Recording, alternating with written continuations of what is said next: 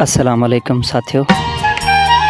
अॼु तव्हांजे अॻियां हिकिड़ो नसरी नज़म पेश करे रहियो आहियां। नसरी नज़म मुंहिंजो आहे ऐं मां तव्हांजो ख़ादिम हमदर्द चांवरी। हिन नसरी नज़म खे असांजो हिकिड़ो बहितरीनु दोस्त आहे कराची खां असद ख़ामोश चांडियो, जंहिं मूं ॾे चूंड करे मोकिलियो आहे मुंहिंजो ई नज़म, सो तव्हांजे अॻियां पेश कयूं था। उन खां अॻु में असांजे हिन चैनल खे सब्सक्राइब कंदा हलो त जीअं बहितर खां बहितर शाइरी ऐं चूंड तव्हां ताईं असां पहुचाईंदा रहूं, ऐं उन सां गॾोगॾु तव्हां पंहिंजा ख़ूबसूरत कमेंट्स ज़रूरु ॾींदा कयो। मुंहिंजी शाइरीअ ते या मुंहिंजे चैनल ते व्यूज़ तमामु सुठा अचनि था तव्हां दोस्तनि जा, तव्हांजी महिरबानी आहे। पर जेकॾहिं थोरो वक़्तु कढी कमेंट्स ॾींदव, पंहिंजी राय ॾींदव त अञा बहितरु लॻंदो। त तव्हांजी राय जो एतिराम कंदे, तव्हांजे ख़्यालनि जो एतिराम कंदे असां पंहिंजे चैनल खे अञा बहितर खां बहितर बनाए सघूं। हाँ, नसरी नज़म तव्हांजे अॻियां पेश कयूं था जेको असद ख़ामोश चांडियो मोकिलियो आहे।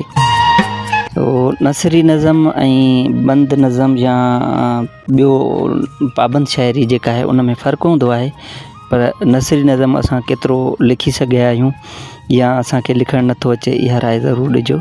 सो तव्हांजे अॻियां पेश कयूं था मुंहिंजो नसरी नज़म। नसरी नज़म जो उनवान आहे भुगनाउनि जी भरी। ज़िंदगी भोगनाउनि जी भरी, ज़िंदगी भोगनाउनि जी भरी, ऐं भरी बि अहिड़ी ॻरी, विख विख ते वरी तंद साह जी छिके। ज़िंदगी भोगनाउनि जी भरी, ऐं भरी बि अहिड़ी ॻरी, विख विख ते वरी तंद साह जी छिके। हर साह ते साह थी कढे, हर साह ते साह थी कढे, रोज़ दर्द खे पी थो वञा, रोज़ दर्द खे पी थो वञा, ढुक ढुक मां करे गीत ॾेई निड़ी मां ॼण ज़हर खे लाहियो छॾियां। रोज़ दर्द खे पी थो वञा, ढुक ढुक मां करे गीत ॾेई निड़ी मां ॼण ज़हर खे लाहियो छॾियां।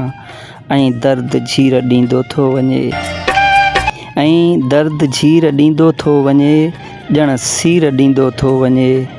कहर जो ही विछोड़ो ॾिस चेल में पातल आहे, कहर जो ही विछोड़ो ॾिस चेल में पातल आहे, ॼण कारीहर कंहिं आहे वर विझी मूंखे छॾियो। कहर जो ही विछोड़ो ॾिस चेल में पातल आहे, ॼण कारीहर कंहिं आहे वर विझी मूंखे छॾियो। इंतज़ार खे काॾे कयां, इंतज़ार खे काॾे कयां, हू पाण पंहिंजे हथनि सां मुंहिंजी ॻिची में वियो ॿधी। इंतज़ार खे काॾे कयां, हू पाण पंहिंजे हथनि सां मुंहिंजी ॻिचीअ में वियो ॿधी। बसि जीअंदो रहां थो, सहंदो रहां थो, सहंदो रहां थो, भोगनाउनि जी भरी, ज़िंदगी भोगनाउनि जी भरी।